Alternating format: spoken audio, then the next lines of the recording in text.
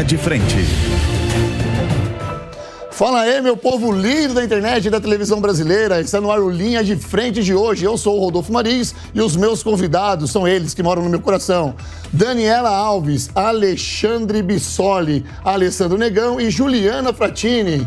É um prazer tê-los nessa mesa, meus amigos. E vamos começar com uma notícia mais quente do que nunca, tá? O ministro do Desenvolvimento e Assistência Social, Wellington Dias, afirmou que o governo vai remover 1,5 milhão de beneficiários do Auxílio Brasil agora em março. De acordo com Dias, o governo tem segurança de que esses beneficiários não preenchem um requisito para ter acesso ao programa. Abro aspas. Nossa expectativa é que, ao final da triagem, cerca de 2,5 milhões de benefícios serão cancelados. Hoje temos 21 milhões e 900 famílias recebendo esse auxílio, fecho aspas. O ministro ainda disse que o objetivo do governo não é excluir pessoas do programa, mas sim tirar quem não precisa e incluir quem necessita do benefício.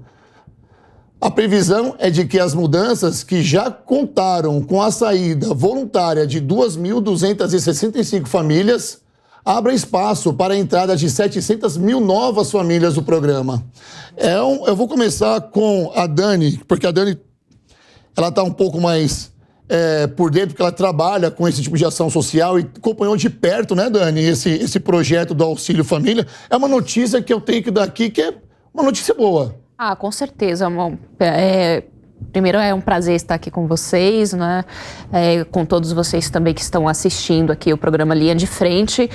Com certeza é uma boa notícia, é uma ação necessária, né? A gente não tem como dizer o contrário disso, porque nós já vínhamos acompanhando, né, que o governo já no governo passado vinha fazendo algumas exclusões, já identificando que ocorreram, né, a gente poderia até dizer fraude, né? Porque são pessoas que na verdade não precisavam de receber esse tipo de auxílio, nem na pandemia, nem depois, enfim. Então, é uma ação necessária que ela vai continuar acontecendo. Eu imagino que não só agora, Rodolfo, mas ao longo do tempo, sim, porque essa é um tipo de ação que ela precisa ser reiteradamente realizada para evitar que pessoas que têm condições financeiras recebam esse auxílio que é direcionado para pessoas, não é, que necessitam, que estão em real vulnerabilidade social. Para você ter uma ideia, Rodolfo, pessoas, até mesmo ricos,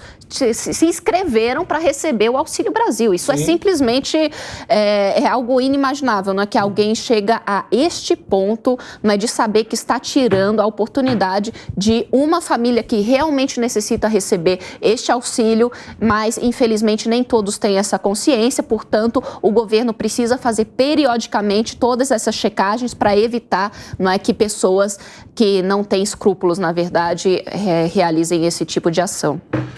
Negão, vou trazer para a nossa realidade aqui de quebrada, tá? Realidade de periferia, que pelo menos, a gente conhece pelo menos uma ou duas pessoas que se aproveitam dessa nobreza que é o Auxílio Brasil. Auxílio agora Brasil. Voltou a ser Bolsa Família. Eu ia falar Bolsa Família, mas a notícia é Auxílio Brasil. É vergonhoso isso, né, cara? E é tão nobre a gente ler isso aqui, porque parece que começou a caminhar. Pelo menos esse projeto, esse serviço começou a caminhar. Tá vendo como é as coisas? No último Linha de Frente que eu participei, na última terça-feira, eu até falei, o Rodolfo vai lembrar disso, que ele estava fazendo bancada comigo. Eu falei, eu quero muito dar uma boa notícia sobre o governo Lula, é que às vezes ele não ajuda. Nesse caso aqui, é uma boa notícia que já vinha sendo feito no governo Bolsonaro. Não é à toa que o Auxílio Brasil, ex-Bolsa Família, tinha sido ampliado, isso foi comprovado. Agora, pelo visto, vai ser ampliado de novo, voltando, porque fica essa briga, né? De um lado, chega um novo governante, troca o nome, chega outro, volta para o nome que era dele, que está mais atrelado a ele, volta como Bolsa Família. Como diz aqui mesmo, ó, a previsão é de que mudanças já contaram com a saída voluntária de 2.265 famílias, ou seja, provavelmente aqui nesse meio tem muita gente que ou não precisa mais, ou percebeu que estava fazendo besteira e falou, deixa eu sair antes que o caldo entorne para o meu lado. O Bolsa Família, ele tem uma coisa engraçada, assim, porque a gente, por muito tempo, até o próprio Lula, em discursos muito antigos, ele falava dessa coisa do governo colocar esse cabresto no povo e tal, mas hoje está mais do que comprovado. Aliás, eu acho que, assim, quem colocou o checkmate nessa história de que esse tipo de programa social ele é muito benéfico foi a própria pandemia. Se não fosse esse tipo de programa, eu acho que a nossa economia teria colapsado. Porque, assim, ninguém pega um Bolsa Família para investir. Ninguém pega o Bolsa Família para comprar ações na Bolsa. O cara pega para ele poder consumir esse dinheiro. Logo, a roda continua girando. É uma medida importante, tomara que continue sendo feita, tomara também que essa fiscalização aumente, porque se a gente parar para pensar também, é uma bela de uma vergonha que certas pessoas, como a própria Daniela falou aqui, pessoas que são ricas, o Rodolfo falou, não é difícil você achar alguém, então você encontrar alguém que você fala, pô, você não precisava, né, irmão? Entendeu? Exatamente. E o cara tá lá e tá pegando. Eu conheço muita gente que pega e precisa desse tipo de incentivo aqui. Perfeito. Bissoli, no âmbito jurídico, como é que vai funcionar isso aqui? E como é que será que vai ser feita essa triagem? Como que já foi feita essa triagem, né? Começou aqui uma triagem, mas 2.275 pessoas falaram, olha, eu não preciso. Será que essas pessoas recusaram por medo do que está por vir? Ou será que de fato foi uma conscientização? Primeiramente, muito obrigado pelo convite de estar aqui na bancada hoje, Jovem Pan. Rodolfo, cumprimento aqui por estar apresentando todos os colegas e toda a nossa audiência aqui no final de semana nos acompanhando. Olha, nós temos uma questão muito complexa quando a gente fala de auxílio, no meu ponto de vista. Eu acho que nós temos algumas questões de critérios legais que são importantes de ter um olhar, mas também nós temos uma questão que é a necessidade social. Então eu não discuto aqui a necessidade de auxílio no Brasil. Nós temos no nosso país pessoas que estão na miséria, que passam fome. Sim. Então, partindo do princípio de que auxílios são necessários, o que nós vamos discutir? Os critérios estabelecidos e a proporção de onde ele alcança ou não.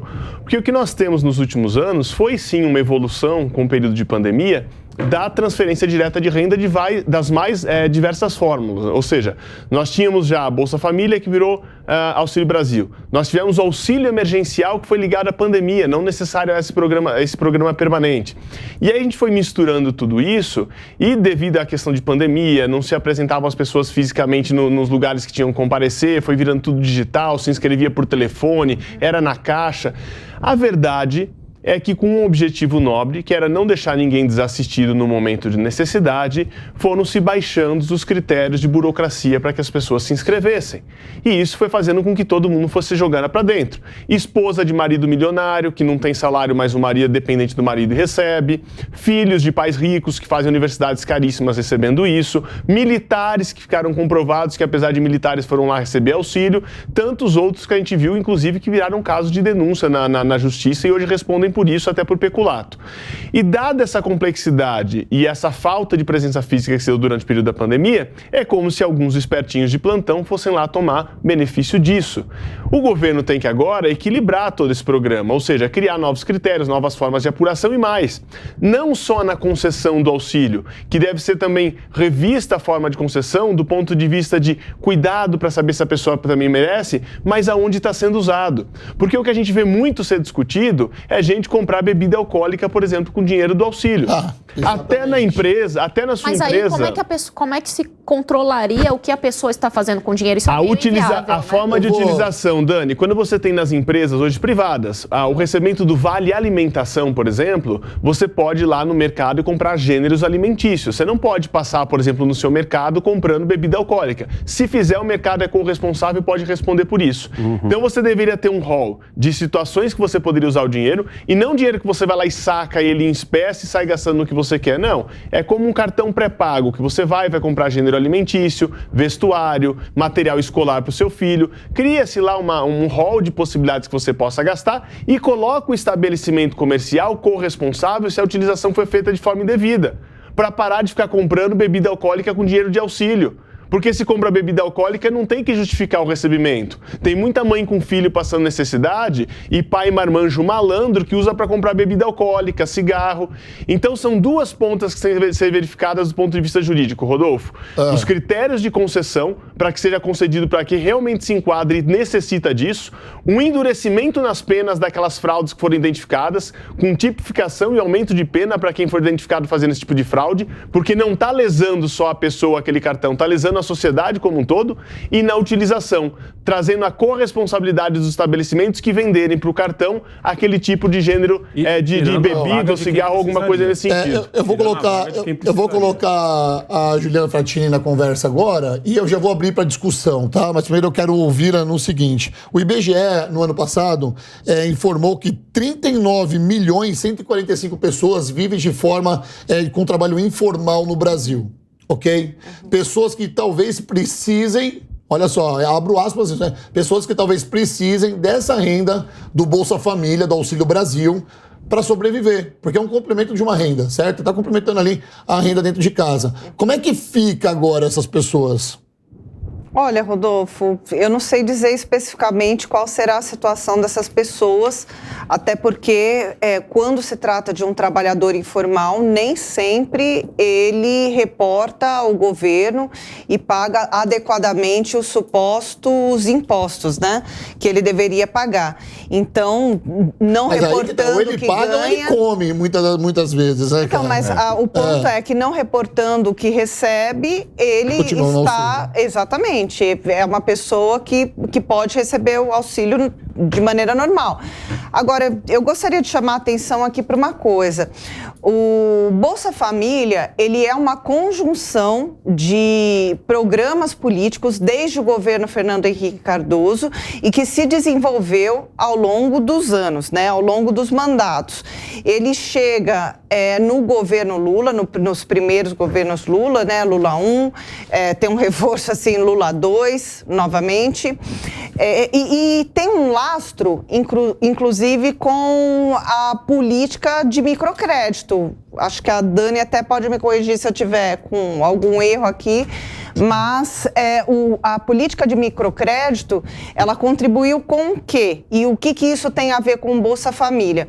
Com pequenos valores que famílias muito pobres passam a receber mensalmente, isso dinamiza, né, as economias locais, combate a fome, combate as necessidades urgentes, essenciais, imediatas e faz com que a comunidade ao redor se desenvolva com o pequeno recurso que chega a estar ali. Então, é muito positivo, porque evita que todo mundo morra, pode comer, pode comprar pequenas coisas e dinamiza o comércio, contribui com o comércio.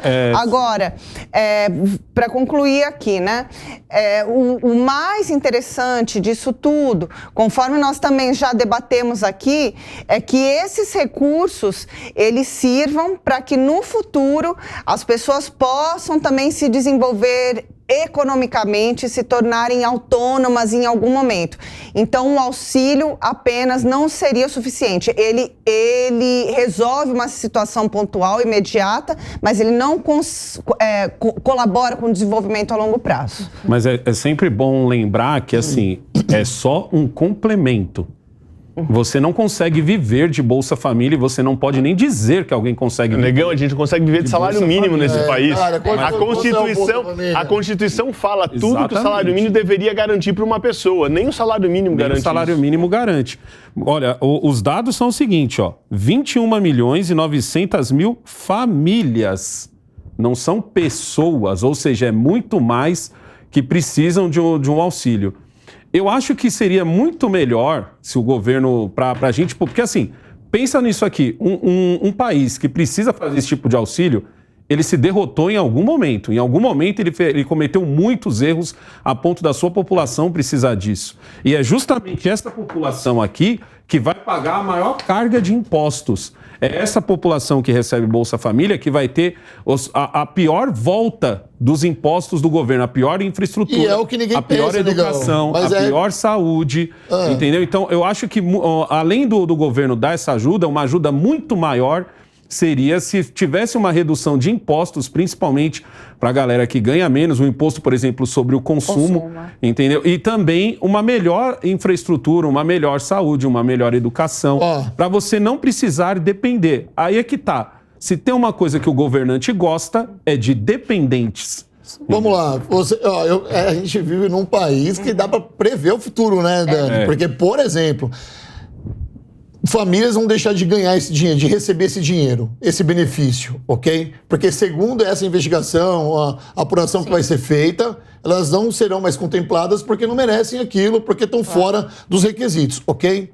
Mesmo assim, essas pessoas, olha que loucura que eu estou falando, mesmo assim, muitas dessas pessoas vão falar, nossa, o governo que eu votei agora não dá, o governo que não sei o que lá. Não admitem a culpa. Falam, realmente eu não preciso. Tem famílias que... Porque senão eles eram voluntários e entregavam esse dinheiro. Falando, não preciso mais disso.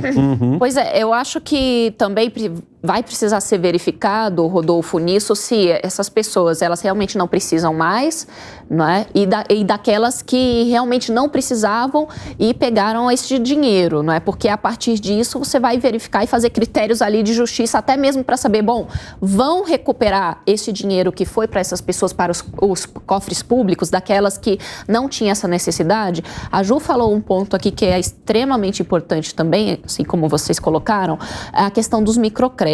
Há muitos anos, mais de 10 anos, na verdade, eu trabalhei no governo do estado de São Paulo, na Secretaria do Emprego, tá? E ali eu tratava muito com a questão do Banco do Povo. E o Banco do Povo aqui no estado, ele é justamente para fornecer microcréditos para a população. E o que é interessante, que eu vi ali os dados desse programa, é que a taxa de inadimplência, Ju, era muito baixa. Era coisa assim de 1, 2 pessoas que apareciam com taxa de inadimplência, aí a gente chamava para entender qual era a situação daquela pessoa e a partir dali tentar formular um plano, não é, para entender qual era o negócio e tudo mais, para tentar ajudar para que ela saísse daquela situação, voltasse a pagar e continuasse com o desenvolvimento do seu próprio negócio.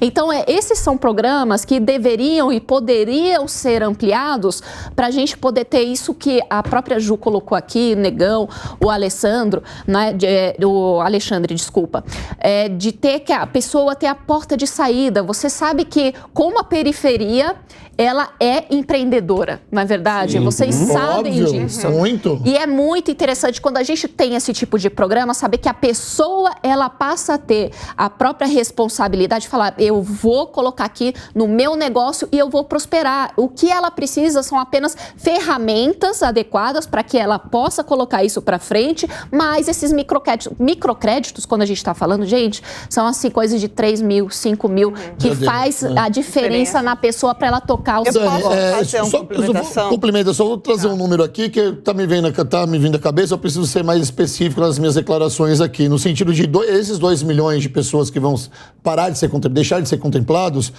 dificilmente são as pessoas que estão ali passando necessidade de verdade, que estão na periferia. São pessoas que estão na classe média C, que não tinham necessidade, talvez, de pegar esse dinheiro, mas viu uma brechinha no sistema, foi lá... Agora eu espero, Rodolfo, que seja realmente nobre como você está considerando, porque me assusta pensar, por exemplo, que o critério de corte é quem não tenha título de eleitor, né?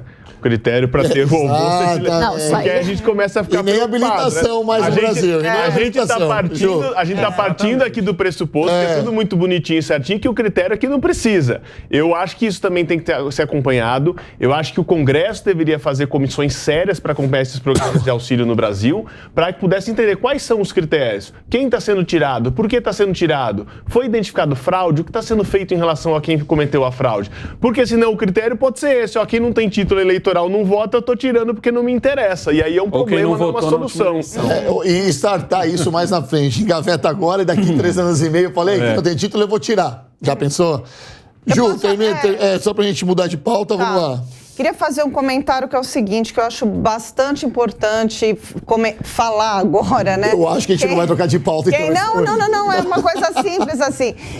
Quem assiste aqui a esse programa, normalmente tem um interesse em política, pode ser até alguém que esteja, no momento, precisando, eventualmente, do Bolsa Família ou que queira empreender. Muitos, inclusive, que estão nos assistindo agora, precisam dele. E dá um empurrão para dizer assim, assim, procura o Sebrae, procure instituições que contribuam, Banco do Povo, que possam contribuir com o seu desenvolvimento, o seu crescimento. Perfeito. Era isso que eu queria falar agora para quem está nos assistindo. Muito bem. É isso aí, Ju. E já que você deu essa notícia, as pessoas sempre vão procurar melhoria na internet, não é mesmo?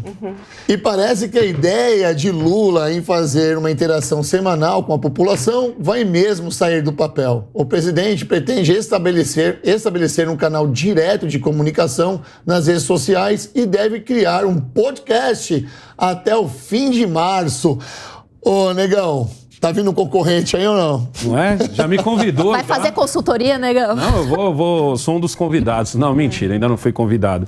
É engraçado que, assim, existe uma certa preocupação dentro do PT de não parecer que está imitando o Bolsonaro. O que é muito legal, porque assim, eles são as viúvas do Bolsonaro, né? Eles não esquecem o Bolsonaro. Lula sempre em seus discursos está falando. Ele não entendeu que ele ganhou a eleição, ele está governando o Brasil. E o que interessa é ele, não é o Bolsonaro, mas ele não larga o Bolsonaro. Eu acho uma boa ideia o presidente fazer isso. Eu gostaria muito de que ele chegasse lá e abrisse uma... Ele não precisa fazer um podcast. Não precisa, o que a gente quer é muito pouco. É mais ou menos o que o Bolsonaro fazia, mas por favor não imite, certo? O que a gente quer é só que ele sente numa cadeira e diga assim, sem muita parafernália, só um celular mesmo, entendeu? Um Instagramzinho ali, um YouTubezinho ali, uma live, onde ele diga assim, então, pessoal, o que eu fiz foi A, B, C, D, E, F essa semana, e é isso. Ou traga um parceiro para poder falar sobre isso. Traga a Marina Silva, não seria legal? O Lula e a Marina Silva sentados aqui, ele explicando, e aí, o que aconteceu agora com o meio ambiente, explica quais são suas ações. Não seria legal ele sentar com o Fernando Haddad e falar assim, Fernando Haddad, explica aí o que você está fazendo aí no Ministério da Fazenda. A Dilma nos BRICS. A Dilma nos BRICS. Olha só que legal. Esse eu não perderia por nada. Esse eu ia gravar e ia ser um dos meus preferidos na minha playlist. A gente não pede muito, a gente só pede que o governante dê satisfação. Foi legal que o Bolsonaro abriu essa porta, muitos governantes não gostam disso, os políticos de internet adoram, falam mais do que o que a gente quer saber, entendeu? Inclusive, às vezes, sua vida pessoal, mas seria muito legal que o presidente fizesse. Se ele fizer, ponto para ele. A questão é, quanto tempo, por quantos minutos vai durar essa live? A do Bolsonaro durava em média 1 hora. Entendeu? Baseado no que está rolando desde quando o Lula assumiu, eu acredito que 10 minutinhos tá bom para ele dizer o que ele está fazendo, porque eu queria poder dizer mais, mas a gente não está vendo muita coisa. Olha, eu estava esses dias, né? Assim ele não me convida mesmo, né? Eu estava esses dias no Instagram e vendo, né, a live do presidente. E ele ficou ali por alguns minutos e outras pessoas estavam falando, ministros, ele e tal. Em 20 minutos de live que eu assisti, tinha cerca de 2.300 pessoas. Ok? Qualquer pessoa que tem o engajamento que ele tem na internet, ele não abre uma live com menos de 100 mil pessoas. Isso é um número básico de quem trabalha com algoritmo, tá? Em 20 minutos, tinha 2.300 pessoas. Isso começou a me chamar a atenção.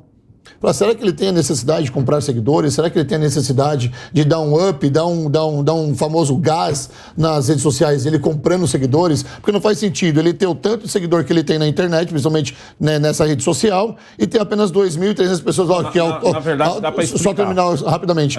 Ele só foi subindo com o tempo, tá? Mas 20 minutos...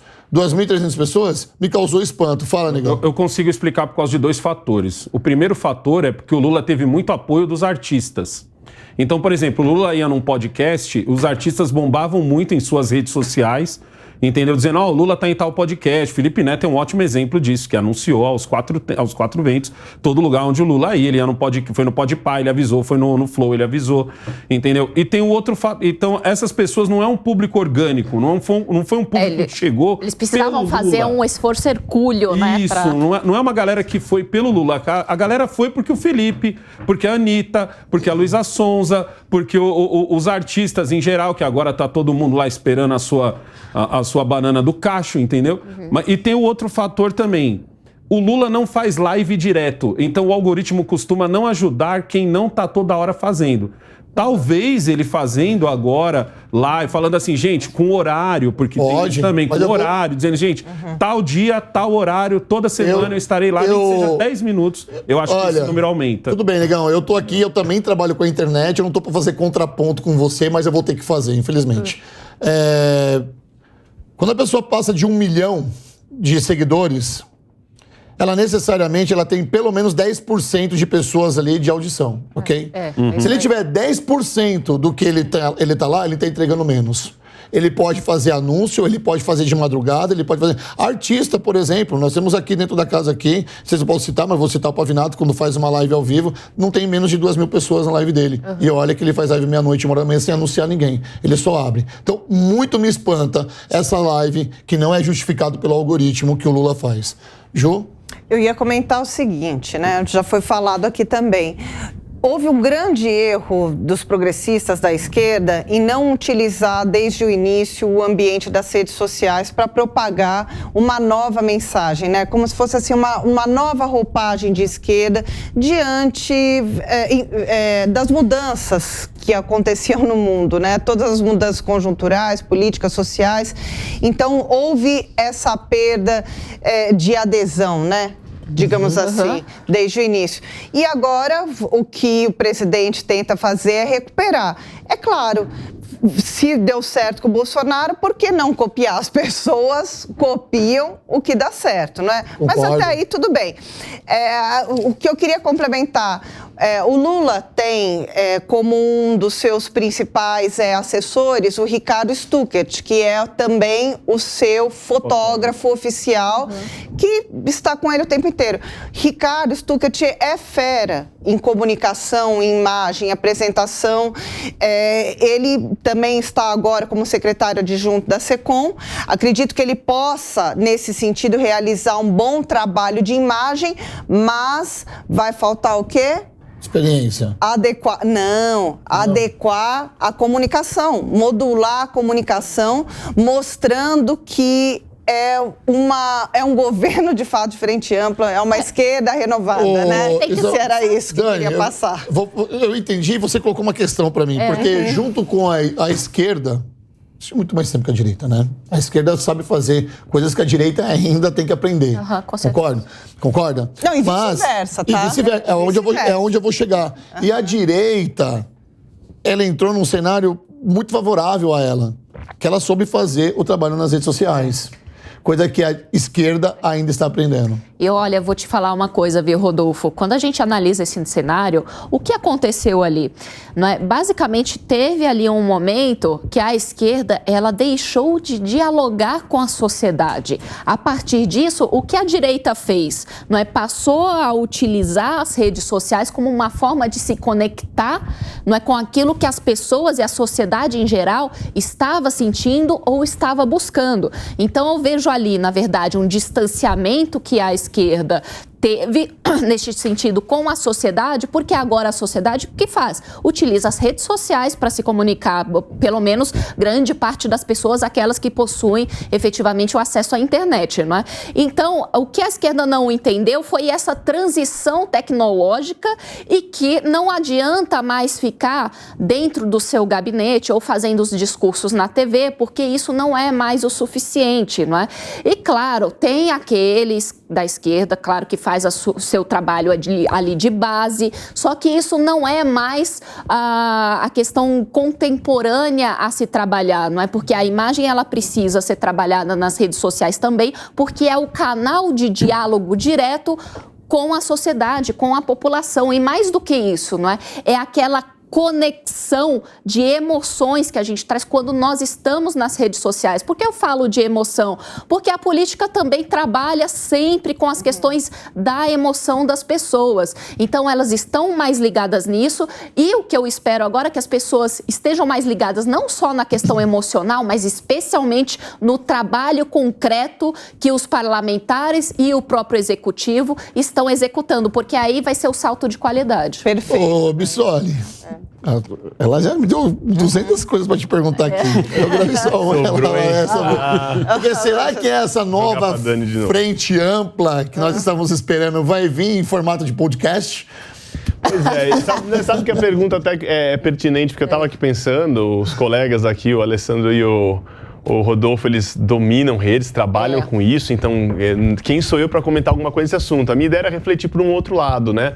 Porque eu acho que a rede, ela é uma ferramenta, então realmente ao longo da história, a imprensa sempre teve uma certa independência, mas hora pendendo para um lado para o outro, mas tem aí, você vê a imprensa que hora foi a favor da Lava Jato e da prisão do Lula, depois quase pediu voto para o Lula. Você tem um monte de situações aí que hoje você tem veículo de comunicação de audiovisual fechado, como a Jovem Pan, que tem mais audiência do que veículos de comunicação de TV aberta. Então mudou muito a forma de comunicar. E até aqueles anúncios oficiais que o presidente fazia, né, com horário marcado, entrava lá em cadeia nacional, já não tem muito mais efetividade. Então eu trago isso para dizer que a ferramenta, a forma de se comunicar mudou. O PT, a esquerda, veio acostumando com uma forma que eles eram muito hábeis em fazer, que era o quê? Movimentos sindicais, movimentos estudantis, igrejas mais, no caso da Igreja Católica e alguns movimentos internos. Então conseguiu por muito tempo dialogar com a sociedade de forma mais fácil, com as suas ferramentas e a sua forma de interlocução, que não era só a imprensa tradicional. Por sua vez, o Bolsonaro e essa nova direita achou as redes sociais como seu instrumento, a sua ferramenta, que era uma forma de não depender do posicionamento da imprensa e da mídia tradicional, trazer uma visão e em trazer pelas redes sociais o que pensavam e o que queriam. Porque eles também não tinham esse espaço, né? Então aí você traz, por meios diferentes, acharam modos alternativos de trazer as suas visões que não era a mídia e a imprensa tradicional. O problema é, achar a ferramenta é uma das partes. Agora, o que o Rodolfo colocou aqui, a provocação, eu diria, qual é o conteúdo levado? Tudo bem, achou uma nova ferramenta. Então, o governo Lula, o presidente Lula, achou no podcast uma nova ferramenta de se comunicar com as pessoas. Mas para comunicar o quê? Continuar reforçando nós contra eles? Continuar reforçando programas sociais do seu primeiro, do seu segundo mandato, que já estamos numa outra década, uma outra realidade? Ou é realmente exercer na prática essa chamada frente ampla que se propôs aí no período eleitoral e que a gente vê desde o primeiro dia do governo que tem sido um retrocesso? Um retrocesso por quê? E aí, com todo o respeito aos acertos que podem ter no governo desde o início do mandato, acho que nem todo mundo só erra, mas na minha forma de avaliar, e até de alguns colegas que defendiam o governo Lula no início, começam a admitir que é um Lula muito mais raivoso que no seu primeiro mandato lá em 2003, aliás. É um Lula muito mais fechado a sugestões novas do que já foi no passado. Então a gente não está vendo um presidente com uma nova forma de governar, a gente está vendo só um novo mecanismo de se comunicar. A pergunta que eu faço é, comunicar o quê? Qual o conteúdo? Qual é a nova política democrática que ele vai pregar por esse novo meio de comunicação? Eu quero fazer uma pergunta pro Negão em cima disso que você escreveu, mas eu quero chamar a atenção de vocês agora para esse GC que tá aí. Olha que legal. LulaCast. Por favor, minha direção e toda a Jovem Pan, já vai patentear esse nome agora, porque o nome ficou bom. No meu canal, o pessoal falou que podia ser Atibaia Cast. Olha aí, ficou muito bom. Parabéns pra quem escreveu, porque LulaCast, eu gostei muito. Vocês estavam falando, eu tava lendo aqui no rodapé, Podia ficar mais americanizado, Triplecast. Olha, vocês falando. Ô, Negão, deixa eu te fazer uma pergunta, antes que esse pessoal fala demais aqui. Você acha que ele terá um problema indo pra internet? Porque hoje ele tem todas as de consórcio estão abertas para ele, ok? Todas. Ele tem porta aberta em todas. Aliás, aquele também tem. Aquele também tem. Aquele também tem. Ele pode vir aqui a hora que ele quiser. É só marcar aí com a direção e estamos aí. Mas, porque ele não tem ainda um podcast, ele não tem a internet como ferramenta. A partir do momento que ele tem a internet como ferramenta, e como bem o Bissoli diz, o que vai ser anunciado, o que vai ser falado, qual vai ser a pauta desse produto que agora é a internet? Será que pode fechar as portas das de consórcio, por exemplo? Porque muita coisa que ele fala, as entrevistas que ele... Hoje ele escolhe para quem ele quer dar entrevista. Porque pega vocês dois aqui, vocês têm os seus canais de comunicação, ok, é uma ferramenta, mas é o conteúdo que vocês levam que traz o seguidor. Tudo bem, mas olha só... falar como é que eu acho Calma, eu tô com uma pergunta pro Negão, Gil. Você vai, segura aí que eu tô fazendo uma pergunta pra ele, porque ele tem um canal e é interessante isso, porque uma vez que ele tem um canal, uma vez que ele tem essa comunicação com a internet, será que vai ser atrativo para as outras emissoras ter ele, já, por exemplo, ele vai dar um break news de alguma coisa, ele não vai escolher uma empresa de TV aberta para falar, ele vai falar no canal dele para chamar muito mais atenção, para reter ali monetização, sei lá, algo do tipo, não pode. E novas pessoas. Não pode. Conteúdo político não pode, exatamente. Eu acredito que o que ele vai fazer é mais ou menos o que o Bolsonaro fazia, meio que trazer um resumo da semana. O grande adversário hoje do PT é a arrogância. Por que eu estou falando isso? A gente acabou de discutir aqui sobre a comunicação da esquerda, que ainda é uma comunicação muito fraca. Mas a gente tem que parar para pensar que é uma comunicação muito fraca em relação aos políticos. Eu posso citar aqui o Guilherme Boulos, que da turma política de esquerda, ele é o que mais entendeu como funcionam as redes sociais. Sim. Mas os influenciadores de esquerda têm uma força muito grande. Algumas mídias, e muitas que estão crescendo de esquerda, você tem hoje canais de comunistas, com muitos acessos, que ganha zero do governo, não dependem nada do governo. Você entendeu? Então, eu acho que esse tipo de mídia assusta o PT. É muito mais fácil você ir numa emissora grande, é muito mais fácil você ir numa emissora de rádio, que essa já está preocupada e tal. Ela vai saber como malear mais com você, mas se você quer fazer um conteúdo para a internet, você tem que perguntar para quem entende. Isso é o básico para você fazer qualquer coisa. Você não vai perguntar para quem não entende.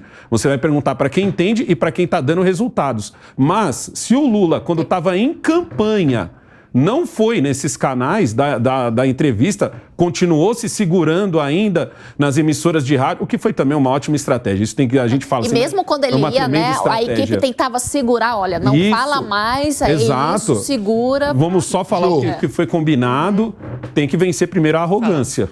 Então... Negão, bem falado.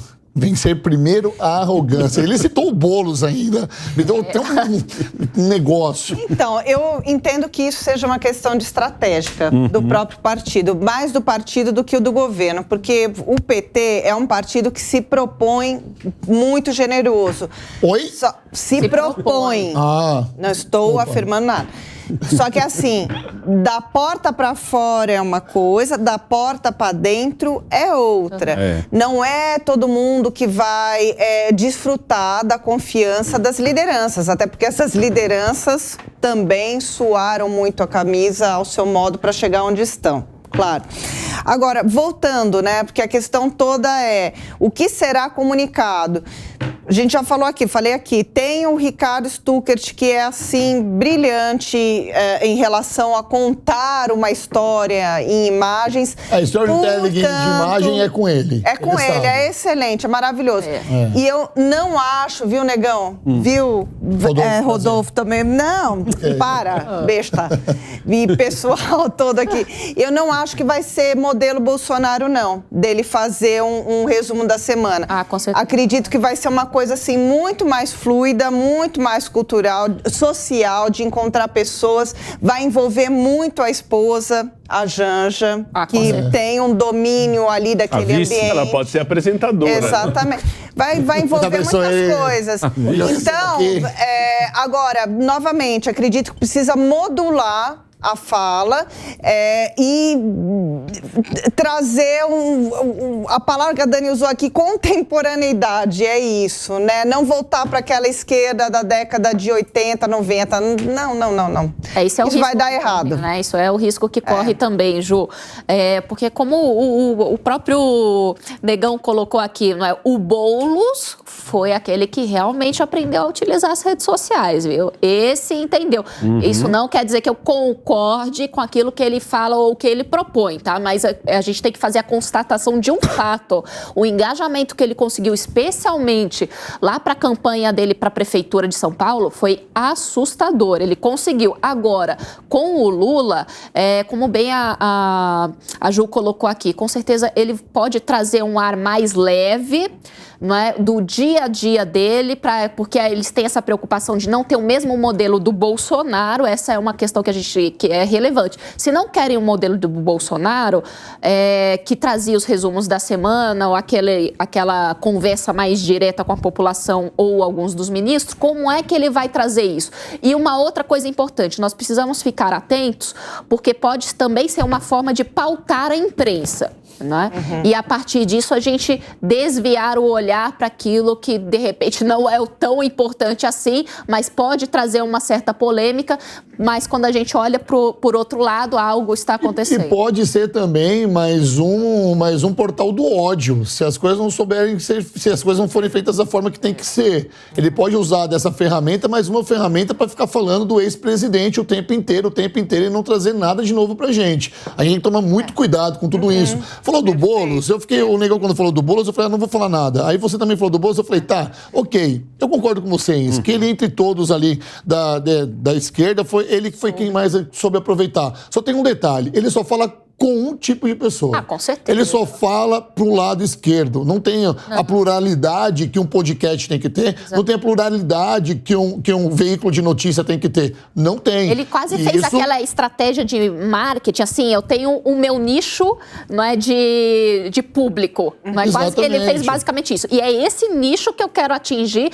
e se esse nicho conseguir ser verdadeiramente, ter a contenção, não é, ali nas redes sociais dele, que este nicho faça, não é, a expansão da minha ideia. Ok, se você tem, por exemplo, um veículo de comunicação segmentado, por exemplo, um podcast que é segmentado só numa coisa, tá ali só num nicho, você vai ter um público, só que você não vai conversar com todo mundo. E o grande problema disso, não sei se vocês concordam comigo, é que daqui a um tempo vai ter outra eleição. E ele precisa mostrar para o lado da direita e para quem ficou com dúvida, para quem não votou ali, que foram mais de 90 milhões de pessoas, que ele precisa do voto daquelas pessoas, que ele precisa se comunicar com essas pessoas, mostrar talvez estratégias, plano de governo, o que está sendo feito, o que não está sendo feito, para comunicar com todo mundo. Senão, é mais um projeto que está destinado ao fracasso. E o que me preocupa, Rodolfo, quando a gente analisa, até, desculpa que a gente acaba saindo da pauta, né, do Boulos aqui, é porque a gente analisa ali, na verdade, principalmente lá para a prefeitura, para ele ser deputado federal, não, ele continua ali bem no nicho, mas ele tentou ser mais light na campanha dele para a prefeitura, né, evitou falar de temas mais controversos, que nós sabemos qual é a opinião dele, porque existe aquele público que não o conhece ainda, né, e ele vai tentar pegar esse público com aquele discurso um tanto quanto mais light, mas ao final nós já sabemos o que ele prega, o que ele veio fazendo ao longo do tempo, e eu basicamente não concordo, mas com as redes sociais ele vai conseguindo modelar o comportamento dele, né? Só que quando chega no poder... A gente tem que entender uma coisa sobre o lado político do Boulos, que ele também pegou, que é o seguinte, o Boulos da internet, ele já é mais light. O Boulos do chão, que anda na hora da eleição, esse é 2 vezes, ele é quase um conservador. Eu sei porque lá na cidade de Tiradentes, quando ele foi... E eu lembro até hoje disso, quando eu fui comer um dog lá no Dog do Sul, o pessoal falou, o Boulos esteve aqui ontem, negão. Não falou de invasão, falou de moradia, falou de... E moradia não é, vamos invadir um terreno, Sim, então... Não, ele falou de moradia, falou de segurança, falou de educação, falou de saúde, parecia outro cara. Outra pessoa, né? E isso ficou gravado no cara que vende o hot dog que conversou comigo. Ele falou, cara, era outro Boulos. Não, mas isso é o grande desafio dele. O Boulos ele precisa virar o Boulos Paz e Amor para poder ser prefeito de São Paulo. O Boulos, inegavelmente, deve vir com uma candidatura forte, se for candidato nas eleições do ano que vem, até porque a gente não vê muito o Bruno Covas, que foi quem ganhou dele, hoje faleceu, é o seu vice que continua, não sei nem se vai disputar a reeleição. E pela direita você tem aí tentando se achar os nomes, né? Acho que não tem um nome definido. Então, o Boulos conta com isso, ele tem um nome consolidado da última eleição e se ele vier candidato, ele sabe que vem forte. Qual é o desafio dele? Não perder para si mesmo. Então, ele precisa criar esse equilíbrio. Eu acho que isso vai acentuar ainda mais. Vocês percebem, só um comentáriozinho mais um do Boulos? Não, mas de todo... Eu tô de dieta, gente. Pra você ver como é a coisa, desculpa, Ju, como a coisa tá tão difícil pro Lula que a gente já trocou pro Não, mas vocês percebem que toda aqui a nossa conversa gira em torno da falta de novas lideranças, com novas posturas, novas propostas, novas narrativas. Sim. A gente não tá tendo isso. Parece que nós estamos assim, presos na Caverna do Dragão. Bem isso. O negócio vai e volta, Caverna do Dragão. Caverna do Dragão. A gente acha assim, chegou uma eleição, vamos sair daqui. Não, vem o mestre dos magos. E quem é o mestre dos magos? Quem é o mestre dos magos? Gente, meu Deus do céu, cara. Não é? Sei quem é o mestre dos magos, mas sei quem é o Diamante. Então, a gente tem que... E nesse momento começou o Papo Nerd na sua televisão. Bom, gente, nós estamos aqui felizes e otimistas, né? E esse otimismo todo que o governo está tentando passar em relação à tramitação do novo arcabouço fiscal não tem surtido muito efeito. Alguns congressistas descartaram a possibilidade de que a nova regra seja aprovada até abril, a tempo de ser incluída na Lei de Diretrizes Orçamentárias de 2024. Arthur Lira e Rodrigo Pacheco estão por fora do debate que tem sido tratado com sigilo. absoluto pelo Ministério da Fazenda. É isso. Alexandre Bissoli. Olha, Rodolfo, eu acho que não existe solução mágica para a questão econômica no país. Então a gente vem com o arcabouço fiscal que não pode estar num poço fiscal sem que ninguém saiba o que está sendo discutido, né? O Congresso já mostrou diversas vezes ao longo da história que não topa votar algumas matérias de afogadilho, principalmente aquelas que mexem em questões econômicas. É natural que no nosso Congresso a gente tenha muitos interesses ali envolvidos e principalmente o interesse dos setores econômicos do país estão lá envolvidos. Tem pessoas ligadas ao agro, tem pessoas ligadas à indústria automobilística, tem pessoas ligadas ao setor bancário, tem diversos setores ali representados que podem perder ou ganhar com esse tipo de atitude. E quando você não traz isso de forma clara, não discute com transparência, não dá o tempo de maturação adequado para que todos possam entender se estão ganhando ou perdendo com aquilo, na dúvida, impede-se que a discussão vá adiante. Porque se eu tenho dúvida se eu vou ganhar ou perder, melhor que fique como está. Pode não ser o ideal, mas eu sei como é que funciona. Então, acho que o grande problema da gente avançar em pautas como essa é uma agenda de transparência, é trazer os líderes das casas legislativas, do presidente do Senado, do presidente da Câmara, apresentar com seriedade o que está sendo proposto, em que proporção vai ser proposto, com que prazo para ser executado, colher opiniões, não ser dono da verdade, olha, o que eu estou mandando aqui é o que vai resolver sem escutar ninguém, chamar as entidades e classes mais representativas como Fiesp e tantas outras que intervêm nesse tipo de situação e é importante, e eu acho que se a gente conseguisse ter um diálogo, e aí não é se enclausurando, não é se fechando no Ministério da Fazenda que vai se resolver isso, é trazendo diálogo envolvendo os principais personagens que a gente pode ter, aí sim um projeto que com alguma transparência de diálogo possa avançar. Ô Dani, explica pra gente, pra quem tá nos assistindo, por favor, o que essa notícia quer dizer? O Bissoli já quase desenhou, eu gosto quando ele quase desenha, mas no fundo, o que isso quer dizer? É positivo pro cidadão isso? Olha, Rodolfo, o Bissoli, ele apresentou muito bem aqui essa questão do arcabouço fiscal, mas ela é extremamente necessária para que se possa conduzir o país de uma forma adequada. Isso vai atingir, na verdade, diretamente a população, não é? Que acaba depois tendo impactos em juros, em diversas questões que afeta diretamente o cidadão, diretamente o seu poder de compra e, claro, como vão se dar a execução dos próprios programas sociais do governo. A questão é que esse arcabouço fiscal, na verdade, o governo deveria apresentar lá para agosto, mas eles anteciparam.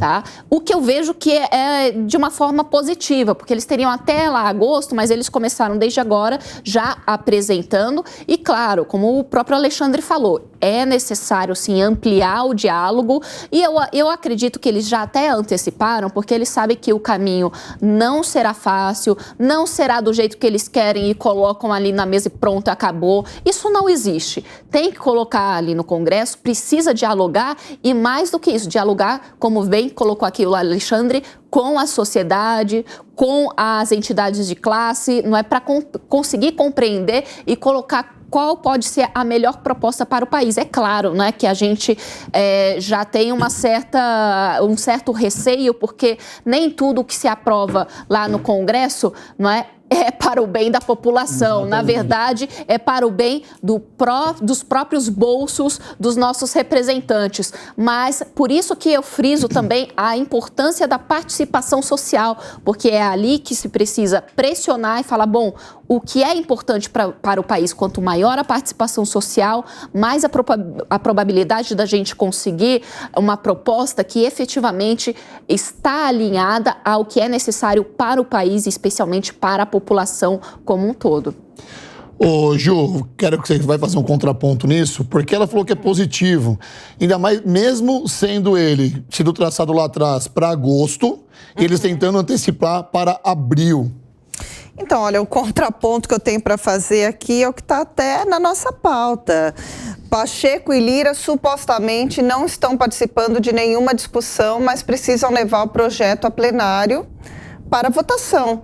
Como é que isso vai ser realizado sem uma articulação adequada e tão imediata, né? Que já que era para agosto, passou para agora. No Congresso, não sei como venceriam. Se é uma articulação adequada, se as lideranças das casas não estão nem participando de uma discussão mais ampla. E aí, Ju, isso é possível? Um parênteses nisso. Esse é o ponto. Se você tem algo que é bom para a sociedade, um bom arcabouço fiscal busca o quê? Controlar gastos, melhorar a arrecadação e impedir o crescimento da dívida pública. Resumindo muito, é esse tripé que a gente vai buscar no arcabouço fiscal bem feito. Se isso estivesse garantido no que vai ser apresentado, por que garantir formação de maioria? Não seria quase que uma consequência o Congresso aprovar? Então me parece que você quer antecipar algo, você quer contar voto o quanto for necessário, negociar cargo de segundo escalão para conseguir aprovar isso. É porque tem algo aí que não vai bem. Porque se esses 3 pontos estivessem bem atendidos nesse arcabouço, não teria discussão, o Congresso necessariamente votaria e aprovaria. Até porque tem uma emenda constitucional que foi aprovada agora, né? Então não faria muito sentido. Negão, você acha que é uma estratégia do Arthur Lira e do Pacheco em ficarem de fora nesse momento? Nesse momento, tá? Vamos lá. Se tomar não, beleza, mas se tomar sim, eu tô dentro. É engraçado que o nosso próprio texto diz, né? Arthur Lira e Rodrigo Pacheco estão por fora do debate. É o presidente do Senado e o presidente do Congresso que estão, tá acontecendo uma coisa ali, ele vira de costas, né? Eu não tô vendo essa coisa. Não tô vendo. E a continuação ainda é melhor ainda. Não tô vendo. E essa falta de transparência está deixando reclamações a interlocutores do governo com pedidos para que sejam levadas até Lula. Até quem? Até o Lula. Desculpa, repita. Até o Lula. O grande problema é sempre esse, né? É a falta de diálogo, é a pressa em fazer alguma coisa, como o próprio Bissoli acabou de falar. Se tem uma pressa, tem alguma coisa errada. Porque se fosse uma coisa muito boa mesmo, colocaria em xeque até os próprios deputados de direita. Porque como que eles vão votar? É uma pergunta que foi feita para mim, já foi feita por Rodolfo, ele já falou, que é a seguinte: você acha que quando chegar uma coisa boa, os deputados de direita vão fazer uma oposição como os de esquerda faziam? E eu sempre disse que não. Eu quero acreditar que não. Pelo visto, não é tão bom assim a ponto de não dar esse checkmate. Não é, Bissoli? Porque seria um checkmate. Seria assim, eu estou apresentando aqui uma coisa muito boa, que vai ser muito boa para o Brasil, e se eles dissessem que não, a ponto de ter que fazer, aí sim, todo esse movimento para poder trazer gente para votar a favor, colocaria os próprios deputados. Mas o legal levantou a questão e ainda está no ar, e talvez esteja no ar para você que está nos assistindo. Qual é o real impacto disso não ser aprovado agora em abril? Qual é o impacto real disso? Porque se eles têm uma pressa, se eles estão com pressa para fazer isso, como você disse, a gente viu pressa na Petrobras, nós vimos pressa no BNDES, nós vimos pressa na diplomação. Tudo até agora se resume em não cumprir um determinado horário ou tempo para ser feito. Eles colocam lá as regras deles e falam, a gente vai fazer isso agora. Dá um jeito lá entre linhas, muda uma lei, muda não sei o que lá e conseguem fazer, ok? Estão tentando articular aqui agora para abril, mas alguns, já conscientes, sinalizaram e falaram, vamos acabar com esse entusiasmo aí porque não vai rolar, ok? Por que dessa manobra? E qual é o real impacto para nós, cidadãos que pagam os seus tributos? Olha, Rodolfo, eu imagino que, na verdade, essa antecipação vem justamente por conta deles saberem que não vai ser uma aprovação fácil, não é? Então, eu imagino que eles anteciparam justamente para utilizar todo este tempo para conseguir fazer alguma negociação, seja de cargos ou seja lá do que for, para conseguir aprovar. Lembrando, isso precisa passar pela comissão de orçamento, pelas comissões de orçamento. Então, ali é que vai ser o embate. Então, eu imagino que, neste momento, os presidentes das casas, eles estão se colocando ali, bom, esse não é o momento de falar. Na hora exata é que eu vou colocar as minhas condições para que isso vá para frente. Então, isso só está iniciando e a gente ainda vai ter muito caldo para falar sobre isso. E a grande questão, Rodolfo, parece que é a seguinte: por que antecipar? Porque teve uma péssima escolha, não que não fosse necessária, mas da forma como foi feita me pareceu equivocada, que foi uma PEC de quebra de limite de teto de gastos. Isso, do ponto de vista fiscal, foi desastroso. É só olhar a bolsa, só olhar como é que está tudo isso. O que me parece é criar uma melhora de cenário. Sabe aquela história a história do bode na sala? Você põe o bode, aí aquilo gera uma condição tão ruim, quando você tira o bode parece melhor. Então, fazer uma aprovação do arcabouço fiscal meia boca, como se diz no ditado popular, é uma sensação de melhora. Dizer, o mercado está reclamando reclamando o quê? A gente apresentou aqui, olha, estão reclamando da PEC que quebrou o teto de gasto porque a gente apresentou um arcabouço aqui. Agora, o problema real, volto a dizer, por que para você, cidadão, é importante um bom arcabouço fiscal? Porque se você tem isso bem feito, você não precisa ficar cobrando o presidente do Banco Central de abaixar juros. Quando você cria no país a condição necessária para abaixar juros, o presidente do Banco Central pode fazer isso. Segurança porque jurídica. você diminui gastos do governo. O primeiro que tem que dar exemplo quando a gente tem juros altos é o governo diminuir gastos para que a inflação possa diminuir e, por sua vez, os juros possam ser diminuídos. É um efeito cascata. Então eu vou lá, cobro o presidente do Banco Central, tá jogando contra, quero que abaixe os juros. Olha, senhor governo, senhor presidente, o primeiro que dá exemplo quando quer baixar juros é o governo diminuir seus gastos. Segundo ponto, dívida pública é criar uma meta razoável de que ela não suba, mas que no mínimo se estabilize. Quebra teto de gastos é o quê? Criar um limite enorme para a quebra do teto, que é o aumento da dívida pública. Então isso faz com que você, cidadão em casa, tenha a inflação subindo, juros subindo, o dinheiro fique mais caro e você pague mais caro do que você consome no dia a dia. Essa é a resposta do problema de fazer uma coisa de afogadilho, mal feita, que não resolve o problema de verdade.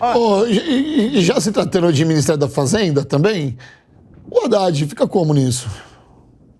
O Haddad, é uma pergunta que você olhou para mim. É uma pergunta também, olha, porque tudo que envolve o Ministério da Fazenda envolve ele. Tá, eu vou dar uma resposta na linha do Bissoli, eu acho também que é uma demonstração de querer mostrar que está preocupado com a questão fiscal mais do que resolvê-la efetivamente, porque essa resolução não é uma resolução de... que dia é hoje? Final de fevereiro a abril, para tantos anos de problemas fiscais e com rompimento de teto e depois de uma pandemia, enfim, é uma grande confusão aqui para explicar para todos os telespectadores comuns, assim, também não tem tanto conhecimento de economia. Mas vamos lá. Então, para dar uma resposta, alguma coisa precisa ser feita. Então, eles estão apostando que dá uma tentativa de resolução mesmo. Do quê? Então, eles não têm garantia. Garantia do quê? De votação. De que vai ter essa votação. Eles querem, a questão é por que eles querem antecipar? Porque eles estão dando uma resposta de que tem uma suposta preocupação. Não é suposta, na verdade, ela é real com a questão fiscal. Então, só que não vai resolver. Mas aí que tá. Não vai resolver. Essa é a questão. Mas a gente tem aquela questão dos 100 dias de governo, né? Exato. Porque precisa dar uma resposta. A lua de mel. A Dani foi perfeita. A questão dos 100 dias do governo. Alguma resposta precisaria dar pelo seguinte, é o período, né? É o período. Então, qual que é a grande demanda? Uma das grandes demandas sociais? Reforma tributária. Qual que é uma grande... Exatamente, do mercado. E é o que deixa os governos de esquerda com a corda no pescoço. Mas eles querem dar uma resposta para uma pergunta, para um problema que eles criaram, que foi furar o teto de gastos. Tem que trazer isso agora, porque o mercado está empolvoroso, crescendo. Perfeito. Uma coisa que era para acontecer em agosto, você tem que adiantar para poder falar assim, Repete o que você falou, negão. Repete o que você falou, por favor. Repete o que você falou. Gastos. É uma solução... Um problema que eles criaram. Olha aí. Não, adianta. Então, mas vai adiantar. Foi genial, então, foi genial. Mas vai adiantar. Adianta. Vai adiantar. Mas vai resolver? Não vai. Alguém acredita nessa mesa que vai resolver? A questão, Ju. Nem a questão do governo acredita. A questão é que nós estamos diante de um problema. A questão, Ju, é que nós estamos diante de um problema, como diz o Negão, que eles mesmos criaram e agora buscam soluções assim mediáticas da noite pro dia, como se fosse uma fada madrinha, fazer assim, agora eu vou solucionar o seu problema. E não é dessa forma. Não, e nem é do espectro de esquerda se voltar para questões fiscais como um princípio... Responsabilidade. Como um princípio de governo. O Estado é uma mãe que deve atender a todos os necessários. Mas aí... Cadê o Haddad? Como é que o Haddad fica nisso tudo? Então, mas aí, qual que é o princípio dos governos de esquerda? Resolver questões sociais, independentemente do que tem caixa ou não, e se necessário, furar o teto de gastos. Eu não estou fazendo um julgamento ruim, nem uma crítica. Estou falando a decisão que eles tomaram naquele momento. Perfil. Só que, exatamente, tudo tem consequências. É dar uma muleta para então, você quebrar as pernas do indivíduo. Eu tô achando que a Juliana tá frequentando muito essa bancada. Ela tá começando a trazer o equilíbrio. Ela tá começando. Não, mas você viu como é que ela coloca a coisa? É o raciocínio deles, é resolver as questões sociais. Isso é frente ampla, é contemplar o lado de direita, de esquerda. Senhor presidente, Juliana Fratini, isso é exemplo de frente ampla democrática. As pessoas não entendem quando a Juliana fala que o raciocínio da esquerda é trazer essas soluções sociais, só que eles não trazem. No futuro, vira uma catástrofe maior. Como se você fosse pegar um Durepox. Existe Durepox ainda? Acho que existe. Fazer uma massinha e colocar lá no cano. É uma hora que não vai explodir de novo, você Mas entendeu? você tem que entender também que é uma boa estratégia do Lula também. Ele criou, como a gente está falando, ele está remendando um problema que ele mesmo criou. Ele quebrou o teto de gastos, fez jogou pro Haddad, né? Jogou pro Haddad, que até falou esses dias aí, que é como é que é? O pessoal os garotos na frente do computador, uma frase assim que ele falou. E isso bagunça o mercado. Não tem como ele chegar e diminuir a taxa de juros no grito, porque no grito, o grito volta dizendo, então, economiza, e ele não está economizando. Renovou a desoneração do combustível. Só que assim, ele trazendo de agosto para cá, ele usa a mesma estratégia que ele usa para tudo. Que é a estratégia de chegar no povo e dizer assim, eu tô fazendo, eu tô me esforçando, mas tem um cara muito maldoso, que o chamado Congresso, que não quer me ajudar. Tá aqui, a solução para os seus problemas está aqui, e o pessoal não quer nem olhar a solução. E eu que falo tanto de planejamento aqui nesse programa, né, cara? Eu falo que falta planejamento pro pessoal da esquerda e para esse atual governo. E o que nós estamos vendo aqui é que todos esses passos já foi planejado, tá? Como bem disse o Negão, quando furou o teto de gastos ali. Isso aqui já estava planejado, cara. Esse passo aqui já estava planejado por ele, não está vindo agora. E vamos falar agora de um assunto que há muito tempo está aí, né? Rolando, ventilando no Brasil. A reforma tributária vai tramitar no Congresso como uma emenda constitucional, instrumento que bateu recorde de aprovação durante a última gestão. Enquanto aliados de Bolsonaro aprovaram 29 PECs em 3 anos, a base petista terá que ralar para distribuir os cargos de segundo escalão e conseguir 308 votos na Câmara e 39 no Senado, o mínimo para implantar mudanças constitucionais. No fim do ano, antes mesmo de assumir, Lula conseguiu discutir e aprovar a PEC fura-teto. Agora, o presidente Lula, para conseguir um novo aval no parlamento da reforma tributária. Olha, vamos explicar para as pessoas aqui, Alexandre Bissoli, o que são essas PECs? Bom, PEC é uma proposta de emenda à Constituição. É você adicionar algo à Constituição. Tem a Constituição que foi lá originalmente feita, no caso a nossa Brasil lá, de 88, e aí você vem derivando a legislação, ou seja, aperfeiçoando. E por que faz por PEC?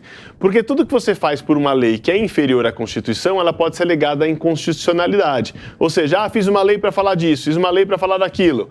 Não, isso é inconstitucional porque a Constituição pensa de forma diferente, então essa lei não pode valer, faz toda aquela polêmica no STF, reconhece a inconstitucionalidade e a lei não vale. Quando você faz uma PEC, é um atalho, porque como vai ser inconstitucional algo que passou a fazer parte da Constituição?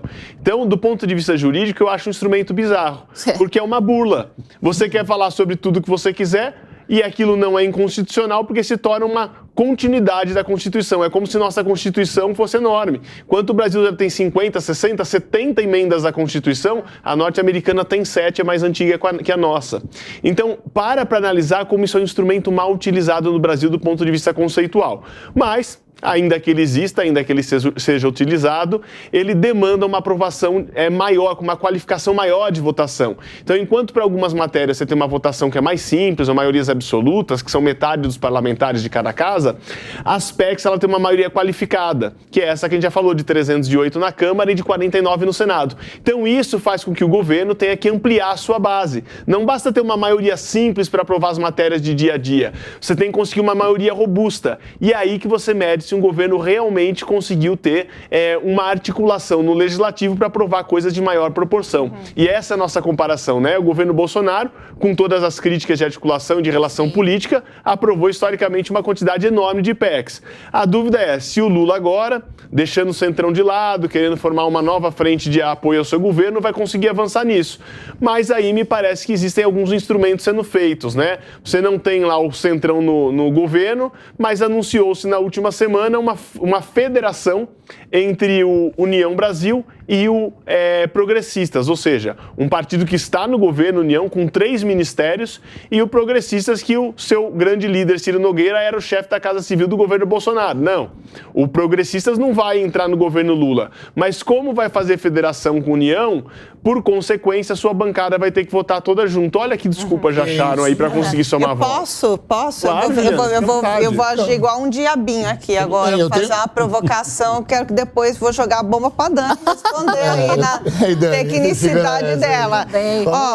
Então, mas olha só, 49 votos é o que seria necessário no Senado. 49 votos foi exatamente o que conseguiram para reeleger o Pacheco, não é verdade? Então, conseguiram ali fazer uma articulação para reconduzir o presidente dessa casa ao seu posto.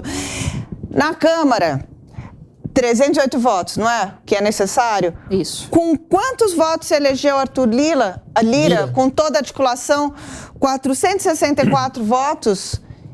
Foi a maior da história, inclusive. Exato. O que eu estou querendo dizer com isso? Que voto tem? Depende do para quê. Se teve voto para reconduzir o Arthur Lira, 49, então teria para fazer uma reforma tributária. Mas devido à proporção, Dani, é para você essa. Então vamos jogar a bola para Dani. Sozinho. Então, mas se chegar lá... Mas ele conseguiu. Agora, mas tudo bem. Fácil, mas a questão da reforma tributária não é um interesse coletivo, amplo? O governo, que é um governo de centro-esquerda, não está precisando disso para apaziguar o mercado? Não é um interesse dos liberais? Com certeza. Então, cadê aí? Se a gente analisar o momento em que essas pautas estão sendo colocadas para votação e debate, é o momento ainda que o governo está segurando boa parte dos cargos de segundo escalão. Como o que bem são foi os falado. cargos de segundo escalão? Explica, por são favor. Aqueles cargos, você tem um ministro, tá? Mas você tem abaixo do ministro, por exemplo, os secretários executivos, que na verdade são quem governa, tá? É quem decide ali, tem o poder da canetinha ali para orçamento, para aprovar. É muito importante, é tão importante quanto ser o próprio ministro, para te falar a verdade, viu? Então são cargos extremamente importantes. E claro, quando a gente fala de cargo, pessoal, cargo não é só a questão do dinheiro, esse cargo significa poder. Então, ele vai negociar cargos, sim, e a gente precisa até ficar de olho para saber quais são as forças políticas que vão entrar no segundo escalão do governo Lula ali, que vão ter o poder efetivo nas mãos e qual vai ser a efetiva influência que eles vão ter no governo. Porque o que eu estou falando aqui é que eles vão ter caneta na mão para decidir para onde será direcionado, tá, os orçamentos para as políticas públicas. Isso é muito poder que a gente está falando aqui agora. Então, eles estão segurando os cargos de segundo escalão e negociando esses cargos para tentar conseguir os votos. Então, nós vemos ali que a vida do governo ela não é tão fácil quanto eles imaginavam, porque eles estão trazendo essas pautas agora para negociar cargo. Se fosse tão fácil assim, você acha que eles abririam mão de cargo de segundo escalão? Negão, fácil não vai ser. Mas a Juliana falou que voto tem. Será que tem mesmo para uma reforma dessa? Qual a necessidade dessa reforma tributária? O que isso vai impactar para nós e o que eles querem com isso, na verdade? Aí é que tá, né? A gente precisa de uma reforma tributária, talvez uma administrativa antes da tributária, mas já que tá vindo a tributária, vamos com ela. Ninguém vai Seria querer legal falar a administrativa primeiro. Administrativa. Será que tem currículo já entregue para administrativo ou não? Porque se fizer uma reforma ali... Nossa. Mas beleza, já que tá vindo a tributária primeiro, vamos de tributária. Os tributos no Brasil são uma bagunça. A reforma tributária viria justamente para a gente facilitar isso daí. A minha questão é sempre assim, é fácil passar uma reforma tributária, desde que ela venha com tudo certinho, não com aquela vírgulazinha, aquele pontinho mais escondido, aquela palavra Jabuti. que a caneta palavra que a caneta não escreveu direito, que a caligrafia não estava legal. Eu acredito que uma reforma tributária que venha boa, que vem ali com tudo certinho, porque a gente precisa, assim, é uma zona, os tributos no Brasil, a gente precisa de um contador, e o próprio contador, às vezes, precisa de outro contador para sentar do lado dele, para sentar do lado dele e ele não se perder. Eu acho que passa tranquilo, entendeu? Uma reforma tributária, desde que ela, como a própria Dani acabou de falar, não venha com um jabuti escondidinho ali. Se a gente dividir isso daí, esses 29 por 3, dá quase 9 PECs em 3 anos, né? 3 anos e meio. A grande pergunta, Bissoli, é que se isso for aprovado para os próximos 3 anos e meio, quantas PECs vão vir? Porque se o Bolsonaro foi econômico com 29, o que esperar do governo Lula? Se conseguir maioria, a Juliana fez uma leitura que eu concordo em relação ao Senado. Juliana, eu acho que o governo jogou com o Rodrigo Pacheco e juntou esforços para elegê-lo, já fazendo essa construção de maioria para PECs no Senado. Na Câmara, o Arthur Lira quebrou essa lógica, porque ele individualmente conseguiu negociar a própria eleição com uma votação histórica. Ou seja, não dá para saber ali quem vota com o governo ou não. Nessa votação tem quase toda a bancada de direita, por exemplo, votando com o Arthur Lira. Então é difícil falar que isso vai necessariamente se reproduzir numa votação de PEC. Ainda mais num tema como a reforma tributária, e aí você tem uma grande particularidade disso, que envolve muitos interesses. E aí eu trago quais são os grandes temas e as grandes reflexões de reforma tributária que impedem que ela avance, mesmo parecendo algo bom para a sociedade. Porque você vai ter que discutir, primeiro de tudo, os estados que ganham mais e os que ganham menos com essa nova forma de tributar. Alguns estados vão ganhar mais dinheiro, outros vão ganhar menos. Então você já tem no Senado, que é quem representa o interesse do Estado, já uma discussão a respeito dessa distribuição. Aí você tem na Câmara dos Deputados, que é onde você tem a maioria dos setores da atividade representado, discutindo. É a indústria, é o comércio, é o serviço, quem que vai pagar mais? É o agro, quem que vai pagar mais essa conta? Porque alguém vai pagar mais, alguém vai pagar menos. Não existe uma reforma que seja totalmente equilibrada. Você vai buscar aquela que seja mais plausível. Então você tem hoje um sistema tributário antigo, que pesa a mão nas indústrias, pesa a mão em algumas questões de produção e não pesa a mão no serviço, que é o que predomina hoje. Novas tecnologias, aplicativos. Então o grande problema é que parece que é algo bom e algo que deveria ser votado de forma fácil. O problema é que você envolve muito interesse econômico e na Câmara é muito pulverizado, mais do que a Faria Lima, Rodolfo.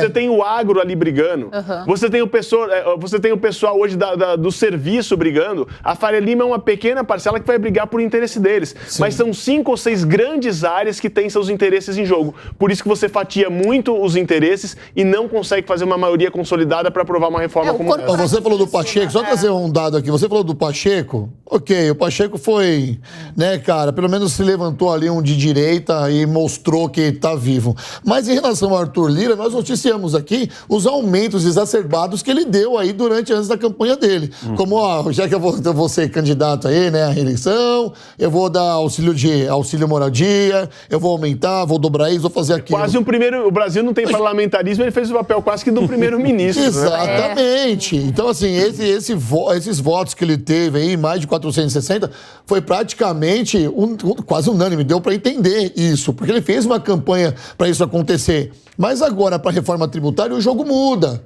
porque existe, como você disse, outros interesses. Será que vai ser bom isso para eles? Qual é o estado que vai sair com o maior benefício disso? Olha, Rodolfo, eu acho que o Alexandre, ele colocou assim, um cenário quase como uma fotografia, eu diria assim, sabe? Dani, rapidamente, existe um... quem vem antes da Dani, negão? Conta aqui, deixa a Dani pra lá. Quem vem antes da Dani tem uma responsabilidade de fazer um comentário bem legal. Exato. Porque se você vem depois da Dani, negão, e ela fala assim, então, Rodolfo, eu acho isso... Não, primeiro, quando o comentário é bom, ela fala... Excelente comentário, ele desenhou o plano. Aí você, eu, pelo menos, eu fico cheio de orgulho de mim. E o Rodolfo nem pra me poupar, jogar primeiro pra alguém, depois deixa a Dani de última. Tá fazendo minha fama. Cada um tem um perfil aqui, cara. Cada um tem um perfil. Aqui é um isqueirinho do lado aqui, ó. O meu isqueirinho aqui, ó. Ali é meu aliado, ali é meu aliado. Aqui é o do Zé Bonitinho da bancada. E ali é a técnica, entendeu, cara? Dani, desculpa, por favor. Imagina, Rodolfo. Rodolfo, olha, realmente eu acho que o Alexandre Bissoli fez ali uma fotografia, porque ele trouxe pra gente a reflexão do corporativismo no nosso país. Então, são várias forças ali brigando, não é? E cada um se sobrepõe ao outro. Por último, fica o interesse da população como um todo, sabe? Essa é a nossa questão. E, na verdade, isso acaba sendo um problema para várias outras pautas, mas essa é uma realidade que impera no nosso país. Mas para você entender, Rodolfo, quando eu morei em Brasília, eu estava trabalhando com algumas pautas na área da saúde. E naquela época, quem era o presidente da Comissão de Constituição e Justiça era o Pacheco. Eu tinha que lidar e falar direto com ele, né? Aí, quando ele foi eleito presidente do Senado, eu dei o pulo do gato. Agora eu entendi qual é o perfil que é eleito para a presidência do Senado e da Câmara. São aqueles políticos profissionais. O que eu quero dizer com político profissional? Ele não briga com ninguém, ele atende todo mundo, tá? Dialoga com todos, mas ele também é aquela pessoa que não vai fazer nenhuma mudança estrutural no que já está estabelecido. Portanto, é aquele voto bom. Nós não queremos que nada mude, será este. Então, eu passei a analisar o perfil daqueles que eram eleitos para a presidência de Câmara e Senado, são todos os mesmos perfis. Portanto, a gente não pode esperar muita coisa e mudanças estruturais, porque este é o perfil. A própria máquina funciona para sobreviver e para atender, não é, aos interesses particulares daqueles que foram eleitos. Infelizmente, essa é a realidade. Aí eu volto novamente por conta da importância da população acompanhar de perto seus parlamentares da forma como você puder, seja por rede social, seja enviando e-mail, né? Ou seja, aqueles que moram em Brasília, estão em Brasília participando de audiências públicas. Essa participação social é extremamente importante e ela precisa aumentar. Nós precisamos de mais mecanismos de participação institucionalizados, porque essa é a verdadeira democracia. Porque é a partir daí que nós vamos conseguir ter o salto para conseguir ver melhorias reais para o nosso país. Ô Dani, eu ia comentar uma coisinha aqui, que esse corporativismo é justamente o que faz com que fiquemos onde? Presos na caverna do dragão. É verdade. A gente não sai. Eu concordar com você. Né? Ou haverá necessidade de haver rupturas. A gente acaba ficando com a rebarba. Definitivamente. Tipo assim, mudanças estruturais. Eles fazem a coisa para eles e a gente fica com a rebarbinha de qualquer mudança pequena que eles acabam fazendo. É exatamente isso, né? Infelizmente é deprimente, né? Perfeito. Agora eu quero que vocês prestem muita atenção nessa notícia, porque também a gente está sempre ventilando aqui as pessoas que se opõem, né, ao partido do Jair Bolsonaro. Então, presta bem atenção nessa notícia, tá? E o PL, o partido do ex-presidente Jair Messias Bolsonaro, deve se reunir na próxima semana com a bancada federal para tratar sobre a linha de oposição ao governo federal. A tentativa do partido é se posicionar como direita dentro do Congresso e ter sido profissionada, já que alguns parlamentares, por apranjos locais, dependem da relação atual com a gestão. É uma notícia, porque nós ventilamos aqui nessa semana sobre Carla Zambelli, sobre outros que viraram a casaca, sobre perdão do PL, sobre traição no sentido mesmo da palavra. E aí, quando a gente noticia isso, a gente fica pensando o que virá mais, qual será a cara do PL daqui para frente. Negão, eu vou começar com você. Como que você reage a essa notícia? Eu não vejo a Carla Zambelli como uma traidora, sinceramente, dos que eu vi até agora, não vejo nenhum como traidor. Eu vejo que só mudou o jeito da política. A gente teve nos últimos 4 anos uma política mais feroz. Eu acho que agora os nossos congressistas vão vir diferentes, vão vir mais dialogando, o que gera um problema e uma solução ao mesmo tempo, porque uma boa parte da base do ex-presidente Jair Bolsonaro não gosta tanto desse diálogo mais à esquerda, desde que, obviamente, eu acho que o melhor exemplo de todos é o Tarcísio, desde que você mostre trabalho. Então eu acho que vai ficar muito nessa coisa, tá, beleza, você apertou a mão do Lula, tá, mas o que você está fazendo? Você está trabalhando? Você votou junto com o governo nessa matéria. Por quê? Então você vai ter que vir e explicar. Porque assim, Quando a coisa for boa para o Brasil, eu acredito que o pessoal da direita não vai ficar fazendo birrinha, não vai ficar com aquela coisa do nós somos a oposição por oposição. Eu acho que eles estão pensando muito mais no Brasil do que o que eu vi nos últimos 4 anos em relação à própria esquerda, que muitos foram contra o marco do saneamento, o que para mim é de um total absurdo. Não consigo, eu acho que o PL só vai continuar na toada de ser de direita, já que a sua maioria hoje é uma base que veio do governo Bolsonaro, é uma base de direita, e sinceramente eu não vejo nenhum que a gente possa olhar e falar assim, cara, esse daqui traiu, como a gente já viu no passado. Acho que esse lance da Zambelli que aconteceu essa semana com ela, eu não vejo nem um pouco como traição, no máximo um mal entendido. Entendeu? Muito mais por parte da Folha de São Paulo do que da própria Carla. Dani, como você vê essa notícia também? Porque tem um acréscimo aqui que o PL se posiciona e diz que vai respeitar dentro de alguns limites. Olha, Rodolfo, eu vejo da seguinte forma. É muito difícil quando você tem o partido engessado. O que isso quer dizer? O parlamentar ele não tem nenhuma autonomia e não pode raciocinar por ele mesmo, né? Então ali ele fica à mercê, não é, das decisões de um partido. Assim, me preocupo bastante quando ocorre isso dentro de partidos, porque a pessoa, normalmente nós eleitores, não é, nós estamos votando na pessoa. É claro, nós verificamos o partido, porque ele precisa ter, não é, uma mínima coerência com aquilo que se está defendendo, mas quando você sabe que você vai votar numa pessoa que, na verdade, está seguindo ordens da direção do partido, isso é muito ruim.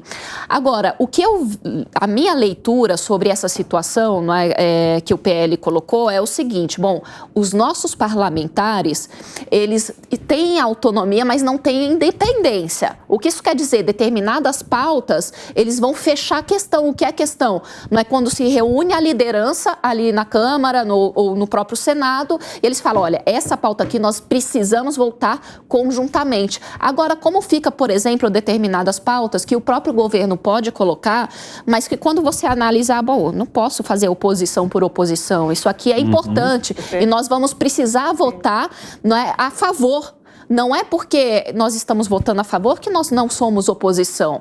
Mas pelo contrário, porque você passa a fazer uma oposição ali de uma forma mais responsável. Então, eu vejo com bons olhos, porque apesar de dar uma certa flexibilidade, o PL, ele mantém ali, vai manter, não é, se espera, pelo menos, determinados princípios que eles não vão abrir mão.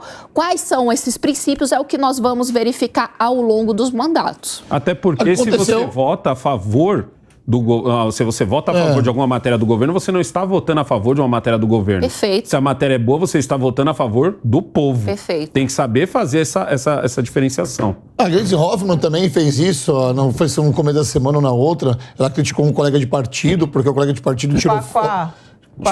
Exatamente. Então, assim, só porque tá no partido, tá amarrado, eu não posso. Só porque eu sou Bolsonaro, eu tenho que concordar com todas as ideias do Bolsonaro. Só porque eu sou o Lula, eu tenho que fazer por todas as ideias do Lula. Parece que essa discussão é o PL que começa a acenar, talvez, para um futuro melhor dentro da política, tá? Não colocando dentro da mesma esfera ou dentro da mesma caixa todos os políticos com pensamento único. Claro. As pessoas precisam ser diferentes. Isso é perigoso, né? Isso é democracia, lógico. É perigoso, isso é democracia. Juliana Frattini. Vou no isqueiro.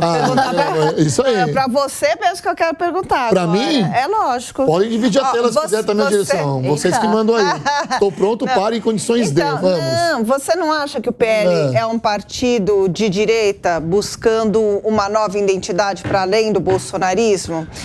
Que, por exemplo, assim, tá vendo que o Bolsonaro ficou lá nos Estados Unidos, não volta, tá pensando na Michelle como uma alternativa. E agora? Ele está para além do bolsonarismo. Acho que ele quer uma nova identidade. Ele não quer ficar só à mercê dessa liderança bolsonarista. Juliana, eu vou te responder, tá? E é fácil de responder porque criou-se um fenômeno no Brasil chamado bolsonarismo, tá? E muitos desses aí são fanáticos políticos que não representam uma direita de verdade. Os bolsonaristas. Muitos deles, tá? Muitos deles. São fanáticos. Olha que é você que tá falando. Bolsonarista, fanático político, que não representa necessariamente a direita. Tá. Posso continuar? Porque você tem que interpretar o que eu estou falando, tá? Vou fazer isso. Você que está em casa também. Vou fazer. Tá bom? Quando você coloca que está buscando uma nova identidade, qual é a real identidade do PL? Sabe que o PL, o nome do PL, a sigla do PL é o Partido Liberal, já diz tudo. Então, o Bolsonaro vindo para esse partido, ele tentou abrir uma esfera de diálogo, de frente ampla, na minha concepção, tá? E quando colocam só bolsonarismo, parece que querem colocar ele numa caixa que, na real, ele nunca entrou. É legal o Catar chegar uma pessoa de esquerda de lulista, o lulismo. Tenta falar para uma pessoa de esquerda e chamá-lo de lulista. Sabe o que ele vai falar? Ele vai se ofender. Eu não sou lulista. Eu não sou. Eu vou jogar lenha nessa fogueira aqui, hein? Você entendeu? Então, assim, respondendo rapidamente, acho que até as pessoas que estão em casa estão conseguindo entender. Uma coisa é você torcer, né, pelo Jair Bolsonaro como um time. Uma coisa é você ter o Jair Messias Bolsonaro como um presidente e respeitá-lo por isso e acatar as decisões que ele tomou enquanto presidente. E outra coisa é você ser um fanático político que não consegue nem escutar o nome do outro partido. Isso faz mal. E é isso que eu quero dizer. Posso responder essa também? O Bissoli tá com o isqueiro aqui na mão. Você vai responder também. Negão, por favor. Negão, por favor. Negão, pode eu vejo que o que aconteceu no Brasil foi o seguinte. A gente tinha uma direita que estava nascendo, certo? Pulverizada ali em algumas ideias, mais para liberal. A gente tinha uma esquerda consolidada. A gente tem uma esquerda consolidada há anos. A figura do Lula é um ótimo exemplo disso. O PT tem de idade o que eu também tenho, 43 anos. Entendeu? Então, o que acontece com o bolsonarismo, que é tão falado com uma boca sempre cheia, bolsonarismo, entendeu? Acontece que parte do povo não se sentiu representado por essa parte da direita. E é normal, porque assim, houve muitos atritos numa parte da direita, uma parte da direita mais liberal, que enxergava no Bolsonaro, não enxergava, quer dizer, no Bolsonaro um líder, mas uma outra parte viu. E tem que conviver com isso, e acabou. O PL não é de direita, o PL não é de esquerda, muito menos liberal. Ele é tão liberal quanto o PT é dos trabalhadores. Olha, pegando um gancho aqui no Negão e sintetizando para acabar nosso programa, eu diria o seguinte: o PL e o Bolsonaro foi um casamento arranjado que virou uma barriga de aluguel desse monte de deputados. Nossa, o PL existiu a vida inteira. Foi governo, foi centrão, um grande expoente do centrão, teve com Lula. A maioria da sua bancada tradicional governou com Lula e vai continuar governando. Vamos esquecer, o bolsonarismo é um núcleo que usou o PL como barriga de aluguel. Pode amanhã estar em qualquer outro partido, como já teve no PSL no passado. Não dá para misturar. Perfeito, Negão. Ô, Bissoli, te chamei Negão agora, hein? Perfeito, que eu também gostei do que ele falou, porque as pessoas tentam colocar as outras numa caixa. E esse é o grande negócio. Olha só, o PL transitou em todos os lugares, cara. O PL, então, uma perguntinha aqui. Juliana, hoje não mais. A pergunta da Juliana vai ficar para a próxima semana. Então tá, guarda. Eu vou encerrando por aqui. Agradeço muito a sua audiência. Fique agora com a nossa programação.